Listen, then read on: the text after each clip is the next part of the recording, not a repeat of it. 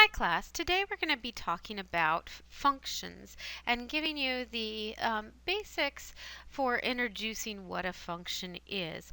Our linear equations are actually one type of function that we're going to be dealing with, and we'll need to be able to use our regular notation for our linear functions and then also function notation for them. So in order to know what a function is, we first need to know what a relation is. And a relation is when you have two values that relate in some way. Now, relations can sometimes be listed as sets of ordered pairs. So you might have a set of ordered pairs where you have 2 matching up with 4, and maybe it also matches up with 5, and then you have 3 matching up with 6. And this is a relation where you have some values that if for some reason relate to each other. The 2 relates to the 4, and then another 2 relates to a 5, and then 3 relates to the 6. You also may have another relation where maybe 1 maps up to 2, and then you have a 2 that's going to a 3, and then a 3 that's mapping up to a 4. Now, you can see these two situations listed as ordered pairs like you see here, or another way to look at them is to have a mapping. Now, each of these values here that would be our x-coordinates if we were graphing these points are called input values. So for this first situation, if we wanted to list the values that are what we call inputs, the only thing that is an input is either a 2 or a 3 in this situation. These input values are your x values or x coordinates, and they are also what we call our independent variables, and they're also what we call our domain. The output values, I'm going to put in this oval here. They are your y coordinates. They are also what we call the range. Now, range starts with R and domain starts with D. If you look at the alphabet, D is before R in the alphabet. And if you look at X and Y, X is before Y in the alphabet. So one way to remember which is that X goes with D because they're first in the alphabet, so the X coordinates are the domain. Y goes with R because they are the second things in the alphabet, so the Y coordinates are the range. Now, if we look at the y coordinates for this particular relation, we have a 4, a 5, and a 6. So I'm going to put a 4, a 5, and a 6 in this. This way I'm going to show you to look at this same relation here using these ovals and some arrows to map the inputs to the outputs is called a mapping.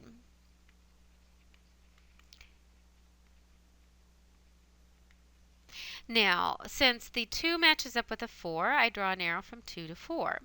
Since it also maps to 5, I draw an arrow from 2 to 5. And then 3 maps to 6, so I draw an arrow from 3 to 6. And that's the mapping for our first set of values. Now, let's look at the mapping for our second set. The domain,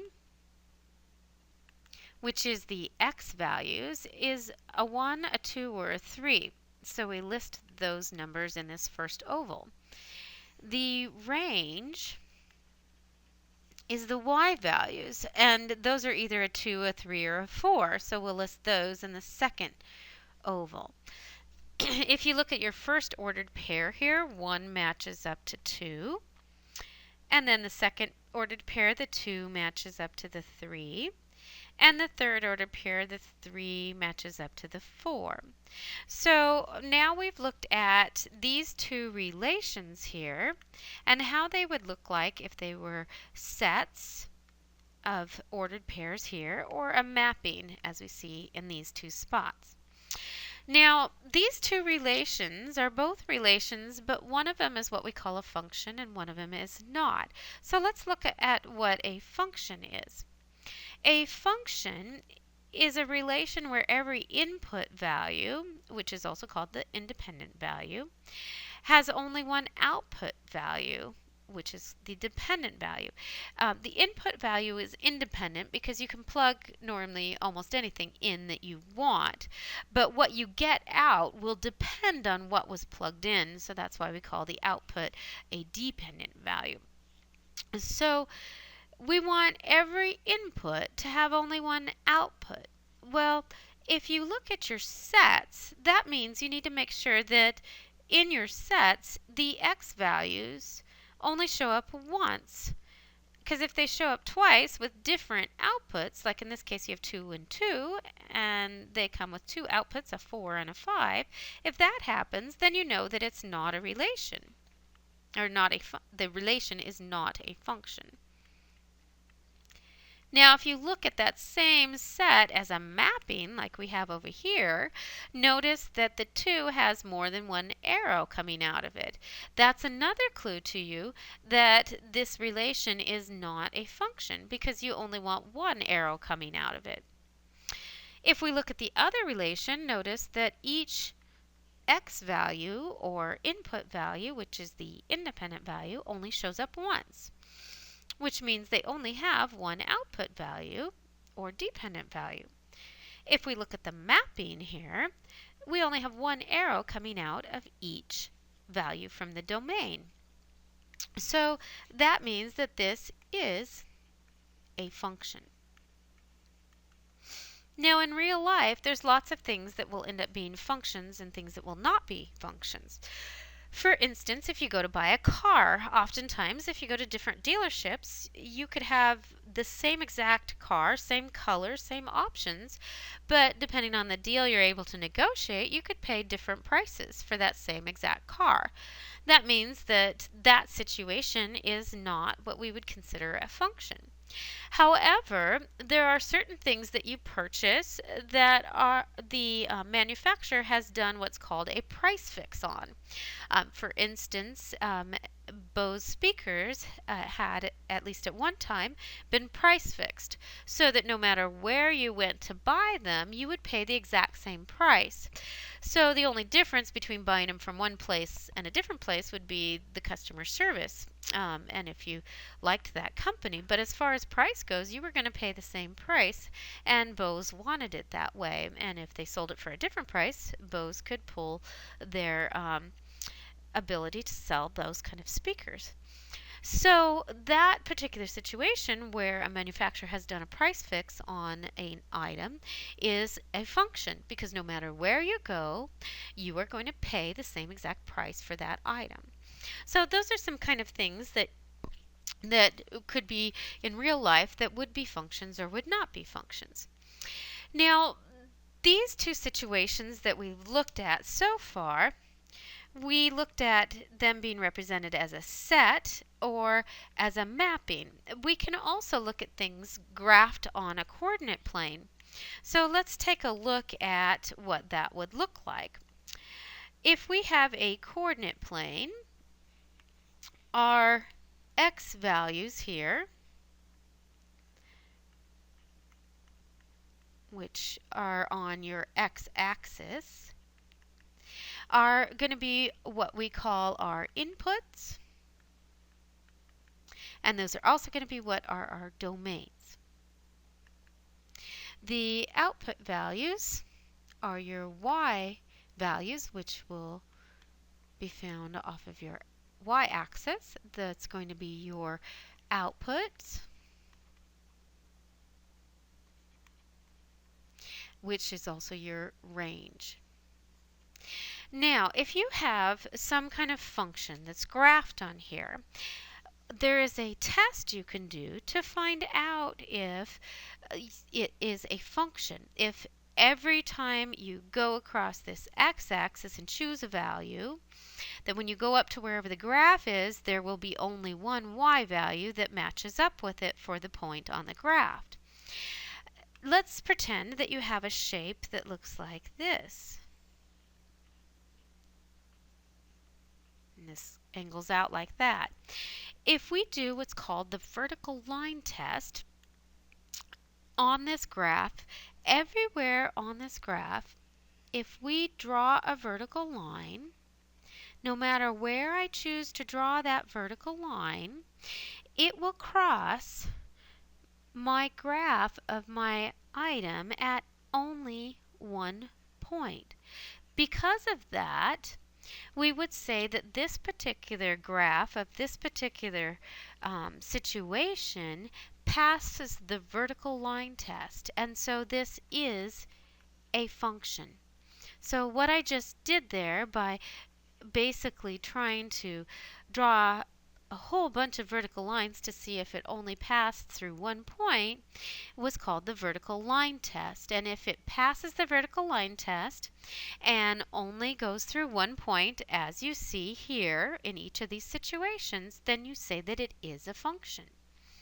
Now you might have a graph of another situation, something that actually does have an equation, but it doesn't pass the vertical line test.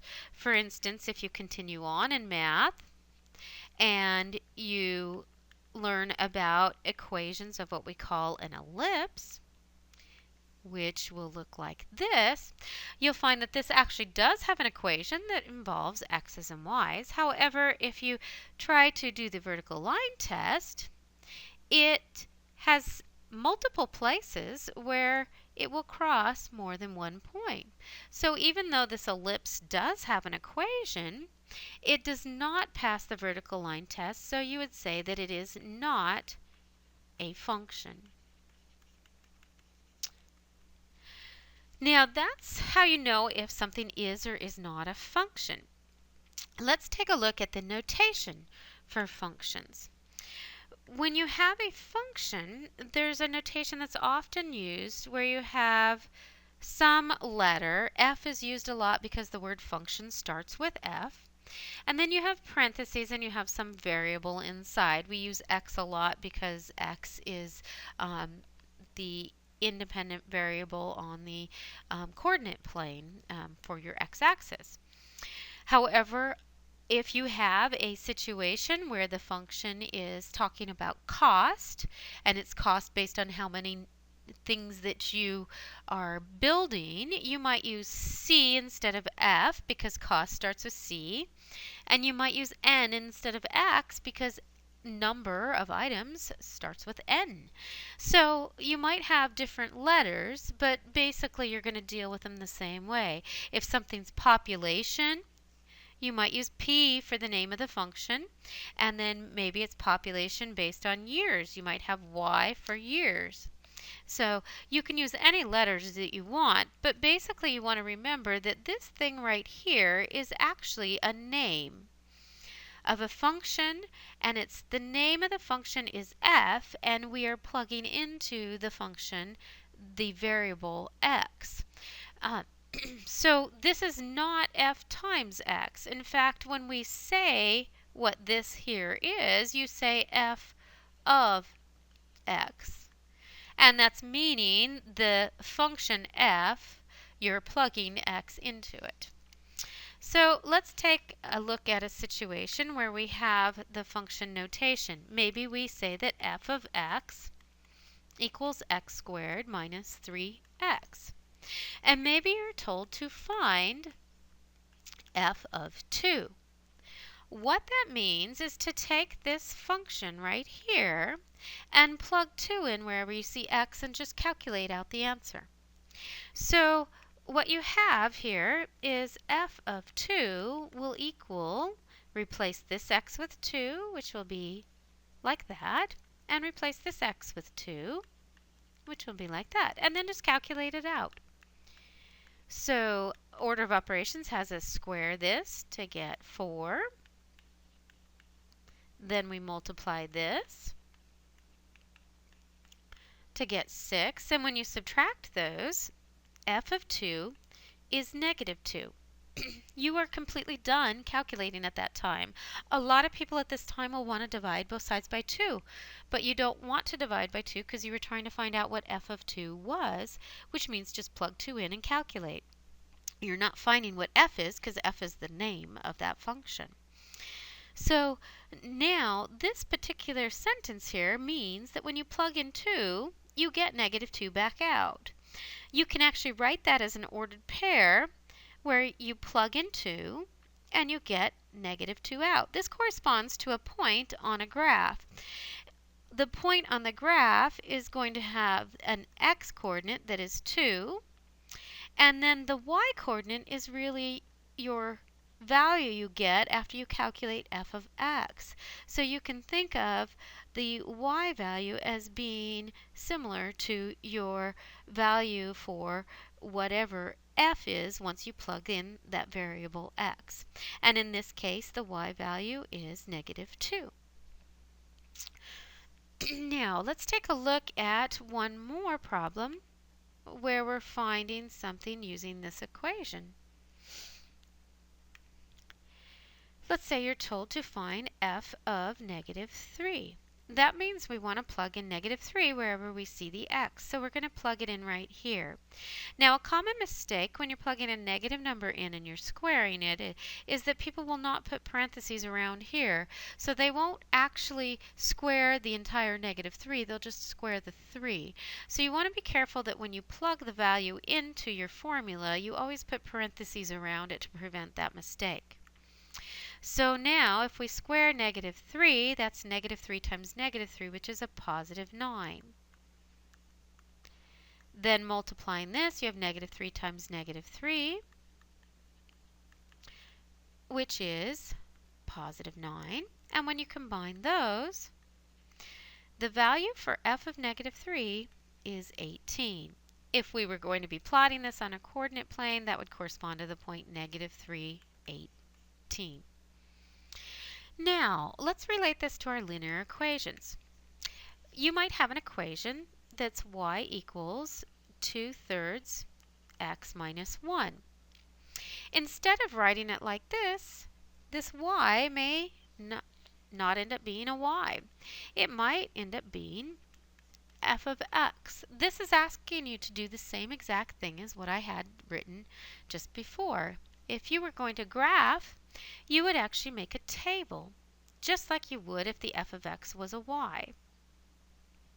And in your table, you would have your x values here, and you would have your y values here, which in this case are really not your y values. They're f of x values. That means you're going to take these x values here, plug them into this formula, and calculate and write down what you get for an answer. And then when you write your ordered pairs, you'll have your x-coordinate as the first coordinate, and your y-coordinate will be the value you got after plugging x into f. So let's do that for this equation. Let's find 3 points, 3, plugging in negative 3, 0, and 3. Notice that I chose values where this 3 in the denominator of my slope will cancel. So now I'm going to go ahead and calculate. I need to calculate f of negative 3. That's going to be 2/3 times negative 3 minus 1. Notice that 3 goes into negative 3 negative 1 time. If we multiply 2 and negative 1, I get negative 2. When I subtract 1, I get negative 3. So this is negative 3, which gives me the point on the coordinate plane that corresponds to negative 3, negative 3. Now, if I go ahead and plug in 0, I am going to get f of 0 equals 2/3 times 0 minus 1. And 2/3 times 0 just turns into 0. So that means f of 0 is negative 1. So this is negative 1, which will correspond to the point 0, negative 1. Now let's go ahead and calculate out for our third point, which will be f of 3 being 2/3 times 3 minus 1. Notice the 3's will cancel, and I end up with 2 minus 1, which is 1. So that is 1, which corresponds to a point at 3, 1. Now, if we want to completely graph this function, all we need to do is make a coordinate plane and plot our points and then connect them. And you'll see that we get a line just like we did when we were dealing with graphing lines using tables. So let's go ahead and label our coordinate plane. We'll put a few values on here to know our scale.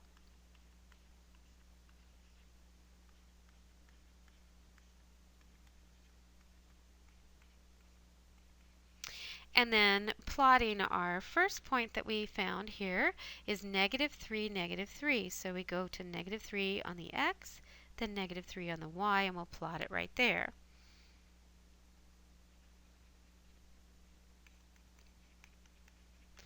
Now, our second point here is 0, -1, which is going to be right there. And then our third point, which helps check to see that the first two are in the right spot, is 3, 1, which is going to be right here.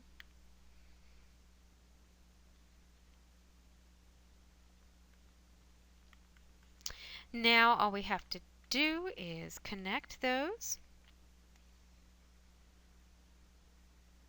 And I'm going to actually have to move this for down. And if we're to scale, which I'm not completely, you would see that that is our line and they all line up nicely. So that's how you would go ahead and graph a linear function written in function notation.